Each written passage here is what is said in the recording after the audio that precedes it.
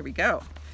So, Craig, it's so wonderful to be up here with you today at LandPaths. Oh, glad you're here. Yeah, so are we. Why don't we just start by you telling me a little bit about yourself and how you got into this crazy nonprofit world? Wow. Well, one of the things that I start with when I think about my life is that I grew up in Santa Monica, from a place we call Dogtown. I was born at Santa Monica Hospital during the sort of skateboard craze of the 60s and 70s, surfing and skateboarding. And yet I never really felt like the concrete and asphalt and all the trappings of Los Angeles wasn't my place. And of course in the 60s, Scandinavian American families, and especially in the 1960s, didn't talk about where we were from. We just sort of kept up with the Joneses as well as we could, even though my parents were still a little, they were like early organic gardeners and older parents like my wife and I. But it wasn't until after college that I found out that my mom was born in San Francisco, and that my great-great-grandfather on my mom's side had a ranch outside of Arcata, and another family lived in Willits and even married into an Indian tribe as part of the Sinkyone Wilderness. And so when I learned all that after I was a grad student at Cal, and when I finally made my way back home, in quotes, to Sonoma County, where my family had been, and Del Norte and Humboldt counties, I realized, wow, this really is home. So I've just enjoyed, and I call it rewilding myself, learning to farm my front yard, learning to hunt wild pig and wild turkey because they don't belong here, and helping repurpose them as local protein. One of my favorite things to do is to bob in a kayak off the kelp beds and fish for lingcod and look at the sunrise coming over the ridge on the Sonoma coast, which is out there is redwood and fir, and feel like I live in the middle of paradise. And of course, with Sonoma County, it's we've got, I think it was number one for volunteerism, which is emblematic Really? of Levi Strauss being here today with us, Really? in the state of California. And of course, we live in Luther Burbank's shadow, the great agronomist and botanist who grew food on any surface and claimed, he called Sonoma County the chosen spot on earth. And it was actually at downtown Santa Rosa in the early part of the last century when Thomas Alva Edison and Henry Ford came to visit Luther Burbank because they were looking for a way to farm rubber for new tires for automobiles. So that there's a photograph of the three of them sitting on the railroad tracks together visiting about agronomy. Anyway, so it's a very rich area, and I've been very fortunate just to grow in this rich cultural soil, if you will. Fantastic. And how did you first get involved with LandPaths? Well, LandPaths was started by three women, one of them being the wife of Mickey Hart from the Grateful Dead. And I had just finished my master's work in ecology at UC Berkeley, and was full of Excel spreadsheets and survey information and botanical information. And I think the wonky, geeky part of me with ecology excited Carol. And so she pushed the other 40 or so applications out of the way and wanted this chaotic and starry-eyed grad student to take the organization on in 1997. But the way it really started for me was having parents that valued time outdoors. So every summer as a kid living in Santa Monica, my parents would make the pilgrimage up Highway 395, up and over Tioga, into Tuolumne Meadows, and we would camp for weeks on end. And I remember getting lost one day and being surrounded by what are called picket pens, or the little Belding ground squirrels that inhabit Tuolumne Meadows, and being enchanted by them, and really wasn't very worried. But apparently it took about 2 hours for the rangers and my parents to find me, surrounded by picket pens and marmots. And have you seen marmots up in the Sierra, Barb? No, not in. A marmot is the largest squirrel in North America. Oh. It's a big. It's a squirrel. They're like the Marmot Mountain Works, the sleeping bag company. It's like a big squirrel. It's quite tall, and it sits up, and when it gets alarmed, it goes and all the other marmots stand up. And so I started whistling at them, and they all were standing up and looking at me. And then my crying mother comes running up and over a granite slab, and You found your calling. I found my calling. Yeah, so ever Sounds since like I was it. a kid, I just loved to be Wow. outdoors. And I realized, too, with our work that, and as I often say, there's nothing that LandPaths does between its urban gardens, between its overnight trekking hut-to-hut program where we literally walk for 3 and 4 days and eat locally and sleep locally and start in the middle of the county and wind up at the ocean for this pilgrimage. There's nothing we do that's new. These are patterns that human beings have been doing for hundreds, if not thousands of years. It's just that in our current society, we have been, if you will, extracted from land to the extent that we, and I don't mean to be mean-spirited by saying this, but we consume recreational experiences. We drive to Yosemite. We get up to Tahoe, to Kirkwood, and we go skiing in the winter, and we pound the slopes, and then we get out onto Richardson Bay, and we paddle for a little while, and then we go to Sausalito and have breakfast, or we've started consuming these outdoor experiences, and that's good, but there's something missing in there, which is what people used to do, which is working land together, spending time eating together outdoors, telling stories, playing music, even tending the soil, which is what the Levi Strauss volunteers are doing today. And I think there's something very powerful and magical that's not just needed by land, but it's needed by people these days in hearing these birds, in seeing these different landscapes that comprise Northern California. And, ultimately, as this dean of marine biology that works for National Geographic right now is fond of saying, we have the technology to save nature, but will we allow nature to save us? And currently, obviously, with the climate globally and nationally with regards to climate change policy, we have some big decisions to make. But I think the more time people can spend outdoors, especially encouraging school-age kids and teenagers to be taking an active role in stewardship on land, like is very much part of the ethos of LandPaths. It's some of the most important work we can do. It's amazing, just amazing. So you've been with LandPaths, what, over 20 years? Yeah, Is it it'll be over 21 years in August. 21 years. So obviously they're fortunate to have you, and you must have, I'm sure, have many accomplishments over the years. I think I'm a slow learner and I'm stubborn. So, but 21 years gives you some time. Tell me maybe what some of your happiest memories or most proud memories in being associated with LandPaths has been. You have a comfortable chair there, right, Barb? Yeah. Lots of them, huh? Well, I mean, a very early happy moment was going to a conference in San Diego that Carol Hart really insisted I go on within 3 months of my starting the job, and meeting a really delightful young woman from New York City who was working on urban garden and urban greenway projects for the National Park Service. And then, developing stars in my eyes and hearing a voice in my head, you will marry this woman.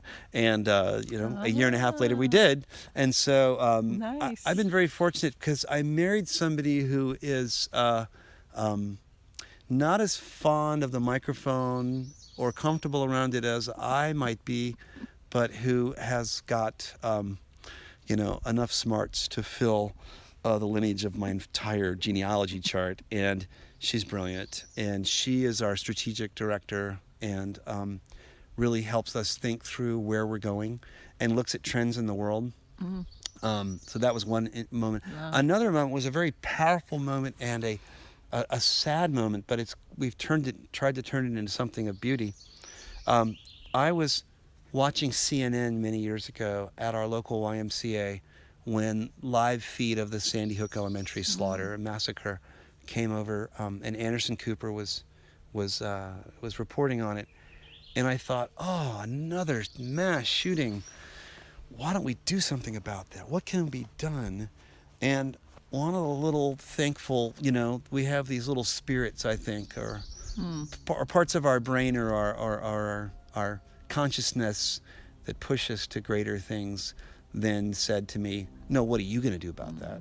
What can a conservation organization do about that? You need to do something.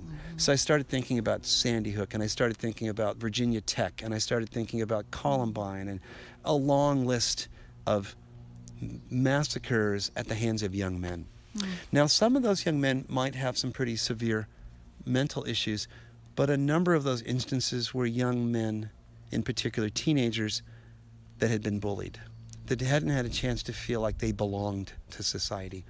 So my thought then and there was a simple one, which is, what can LandPaths do to provide a program with what we have? Our stock and trade is the outdoors and time on land. Let's get some of our staff to be dedicated to a teen program. And instead of the premise of, and it was made into a film at one point called Scared Straight in the 1970s, where they took juvenile delinquents to Folsom Prison into, I saw that. you know, and they tried to, quote, scare them straight by having them yelled at by lifers. Well, turns out someone did a study later and found out that they were more likely actually to commit crimes after getting that attention and that, you know, that romance of you know, being involved in that life. So we decided, instead of scaring young people straight, let's inspire them forward. So we started a program called Inspired Forward, inspired, unfortunately, by the Sandy Hook Elementary Massacre. And to this day, we now have 3 staff members that run it, and they take groups of teens out to outdoor experiences, both day trips as well as overnight, similar to the volunteers today from Levi Strauss that are doing work, but also so they're building trail, they're pulling broom, they're helping take care of our gardens. And the kids receive an inspiring message from a local person, from government, from philanthropy, from green business, and from the arts. And they get to be, if you will, have a bohemian moment and be in relationship with this person who's a leader in the community and have a dialogue with them and ask them questions about their career. And so it's a chance for an older person to inspire these teens on forward. And so that was a really proud moment of just having this little crystal of an idea that then, of course, it's the job of CEOs to come up with crazy ideas, to plant the flag up the beach after the boat's pulled onto the beach, before anyone's gotten out of the boat yet, and plant the flag and then run on and plant another one somewhere else. So luckily we have these wonderful staff members and volunteers like Mike, who's here today with you all, that help bring these programs to life. But anyway, that was one memory. I mean, that's pretty amazing. Out of such a horrible event, that's what we have to do. You would come up with a program that is, I'm sure, sounds like benefiting many, many teens every year. That's yeah. I mean, if we're not pushing ahead, especially through the hard parts, what's the use? Yeah, good for you. I think that conservation has done a lot over the last 50 years in terms of, protecting the marin headlands and the Grand Escalante staircase in Utah, and what President Obama did with the Western Hawaiian Islands and creating these. That's an unpronounceable new national park name, a Hawaiian name. I can't go there. But we've done a great job protecting land, but that's only buying us time. We need to actually create cultural shifts where we all are part of land in a way where we're taking care of land, we're buying food that's well sourced, we're spending our time and our philanthropic dollars to protect nature and provide kids an opportunity to have access to it. So I think the next phase of conservation is going to be including the whole community, which is part of what we're doing today. We got to protect these little postage stamps of conservation, but we also need to connect them with trails, and we need to connect them with people and with story. And I think that's one of the reasons. Another thing that we and I are proud of was creating an urban farm in downtown Santa Rosa 12 years ago, which is now this storied community farm that has it's open every day of the year. It's a city park, and it's also farmed by 66 families. Latino, yes, but also Eritrean, Vietnamese, European American families. We have a family from the Congo that are new immigrants to this country that are now part of a community because of this community garden. It's amazing. And they have a potluck. Tomorrow night, Friday night, there'll be a potluck there with 60 to 100 people bringing roasted sorghum from the Eritrean garden, mole negro from Oaxaca, Vietnamese hot chili peppers, and these people pool their food and their story. It's amazing to see what happens with land. Again, this is nothing new. We're just providing this, if you will, canvas for people to paint on. To bring the community together. That's amazing.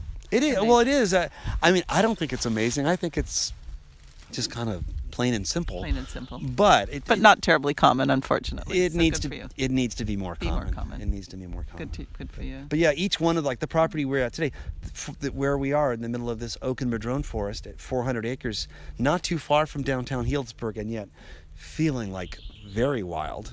And there are mountain lion scratches on these trees. There are golden eagles that fly over every day, and pileated woodpecker, otherwise known as Woody the woodpecker, that lives here that doesn't like people, but they're here because it's wild land. And yet, for us, we consider this a community hub, a place the community in the area comes to be together, to break bread, to do some work, pulling French broom, building trail, and just spending time together. So our lands are lands for protection, but they're also land to help protect community and to rebuild community.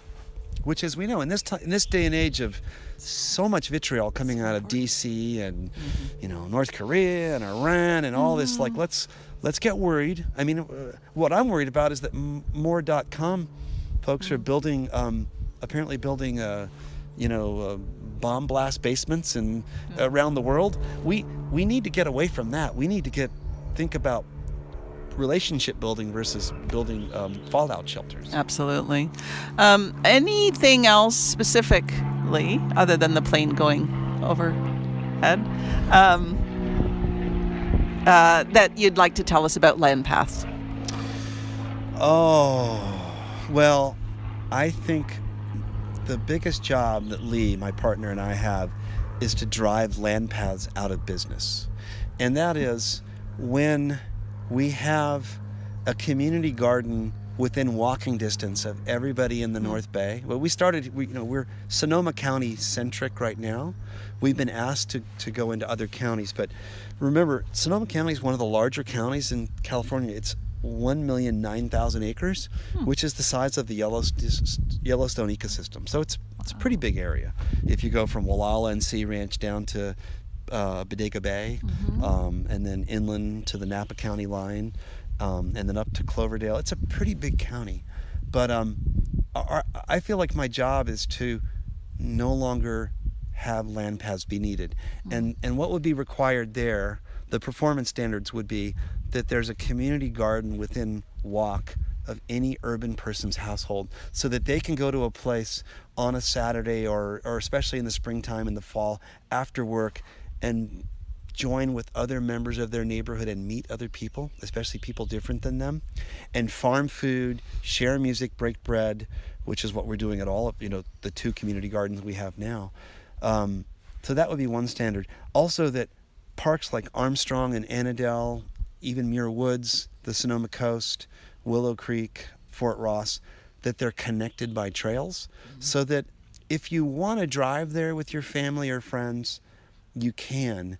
But if you'd rather spend the day or several days in a row walking between those parks, just walking, right? If you'd like to walk from the town of Sonoma to the town of Walala on the Sonoma Coast or down to the city, you could do that and never have to get into a car. And each night find a bed that's either you want to spend $400 for a really nice, or you want to carry a knapsack with a sleeping bag and spend $18 for a little tent site that you can do that.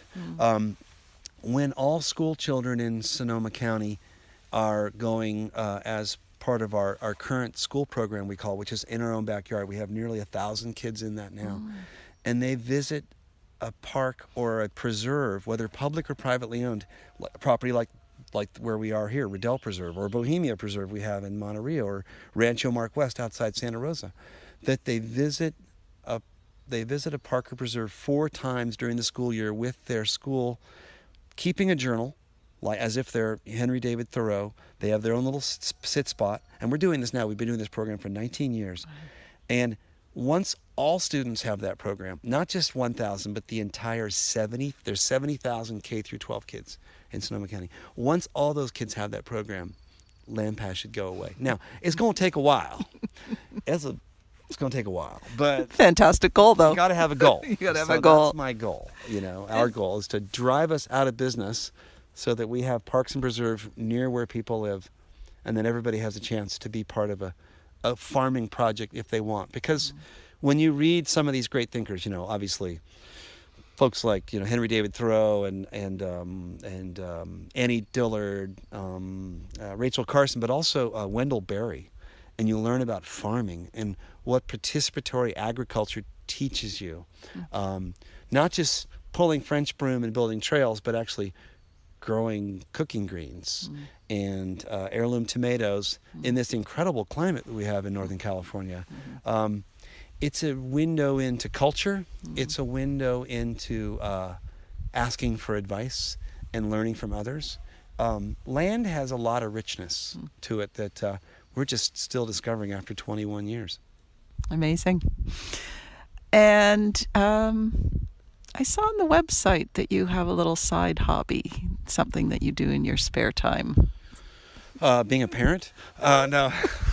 Well, there's that. Yes. Well, I have a couple. One is I really like, I don't do it very often, but on occasion I get out on my longboard where I grew up in Santa Monica Bay surfing, which is great, spending time with harbor seals and other surfers. But I spent pretty much every evening when I was a grade school kid underneath my dad's piano after dinner, listening to him go from the Beatles to Prokofiev to Glenn Miller and just going through these different genres. And my dad was I wouldn't say he was a gifted or talented musician. I don't really believe in that. He was hardworking.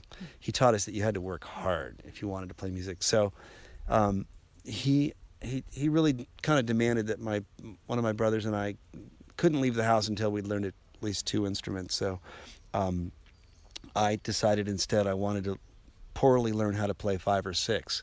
So one of my habits is I get to play music with some really good friends in a couple different bands. And what I really like about playing music, and we brought that into LandPaths programs, is we have these outdoor potluck dinners with music concerts. One we did actually after the Charlottesville white supremacist walk.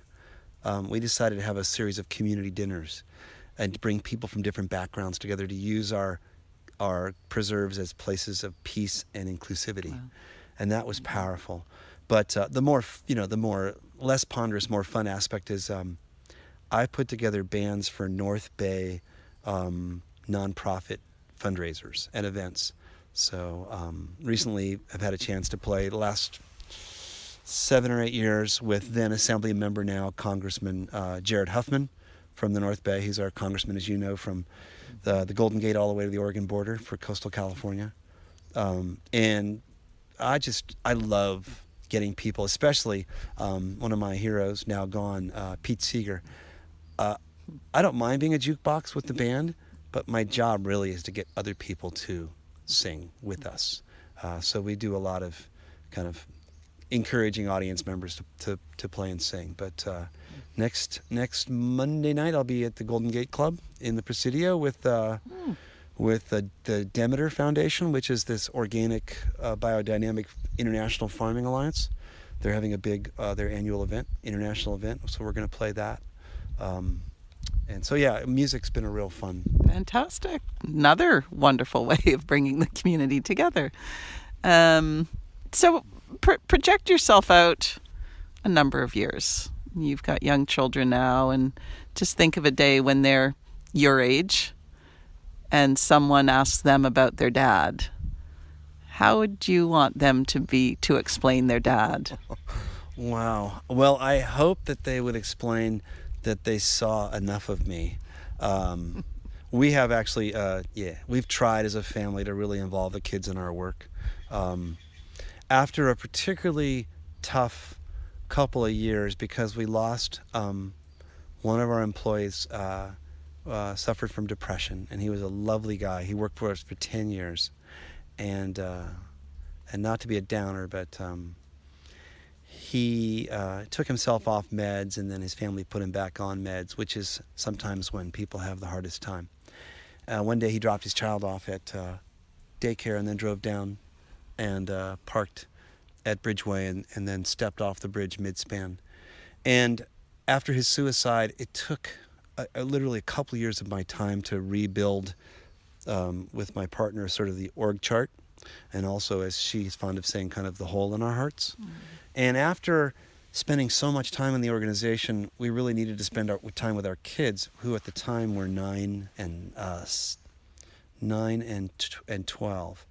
And so we took a sabbatical, went to New Zealand, and we volunteered for the Department of Conservation, which is their National Park Service. And we volunteered at this backcountry hut for 16 days. And so we became hut wardens we had 50 visitors a night that would walk up this trail near Mount Cook on the South Island. Have you been to New Zealand, Barb? Well, long time ago. It's a pretty amazing place. Anyway, so I would like to think that, our kids remember, both my wife and I, since we work so closely together, as, people of community, people that were really lucky to work for a community organization where they got to, if anything, just wave their hands around and work with some wonderful philanthropists and corporations and community members from all walks of life to encourage people to not just protect land, but to be part of land. Hopefully they'll have a CD or two and remember, and hopefully they'll take care of my really nice slide guitar, which I'll leave them. Do you hear that, kids? It's a really nice guitar. I would hope that, I know our daughter, who's now 13, has told people she wants to be the executive director of LandPaths. She's a very force of nature. Not too long ago, Jared had us down for this annual retreat he does at Cavallo Point. So we spent the weekend with him, and there was only 25 people at the dinner, and 5 of them were his colleagues from the U.S. House of Representatives. And Iris took selfies with all of them. What an experience. And was given a card from one of the U.S. reps currently from Colorado, who said, "Hey, when you're 18, I want you to be my intern." So Iris will probably be executive director at some point. Yeah. It's a good connection to have. Pretty funny. Yeah. But, I hope that our kids, your kids and our kids both have something to call home in terms of wildland and agricultural land, and that we don't get built out, but as we have in some parts of the country. One last little story, which comes to mind. I taught for years at a place called the Thatcher School down in Ventura, and next door at Ojai Valley School. When I was there, and before I went back to grad school to learn about restoration ecology, I'll never forget, they pulled this in the Santa Clarita River Valley, there where the Santa Clarita River comes down near Ventura. They pulled up asphalt from this old car dealership off a wagon wheel drive, and then there was a storm or some sort of, they had to do a work stoppage, and they couldn't build the new building there, and apparently, so it had to wait for a while. And what happened was, all these seeds that were there from 40 years earlier started sprouting, this native vegetation came up, and these native spiders and then native birds came back and started inhabiting what had been the asphalt under a car dealership. And maybe 10 years ago, we did a LandPaths volunteer day at this urban farm, which is called Tierra Vegetables, which is a community-supported agriculture, a CSA. And they had been digging down and finding that crops weren't growing under one section of the farm. It's because there had been asphalt there, only 12 inches down, that was buried under the soil. So the guy went through with his tractor and a backhoe and ripped up the asphalt chunks, and all the volunteers from LandPaths were throwing the asphalt chunks into the bucket of this tractor. And basically, we were uncovering farmland where there'd been asphalt. So From how many years ago? from like 40 years, the 70s. So I like to think that the damage we've done, if we're careful, we can undo some of that damage and maybe rewild, parts of the planet. So we just have to believe. And like today, just, kids, some of these kids from this, from Levi Strauss have maybe never been to a park where they're, of course, Levi Strauss, as I've been learning, has a great lineage of volunteer and philanthropic work. But a lot of young people in their 20s and 30s don't get out. So, got to be hopeful. Well, this has to be one of the all-time most beautiful places I think I've been in my life, looking out at that view. And I just want to thank you so much for hosting us up here. And let's listen to where we are. Well, Barb, thanks for saying that, because we're sitting in like 6 inches of deep madrone and oak leaf litter where native people once walked. I love it. Thank you so much, Craig. What a pleasure. Thank you, Barb.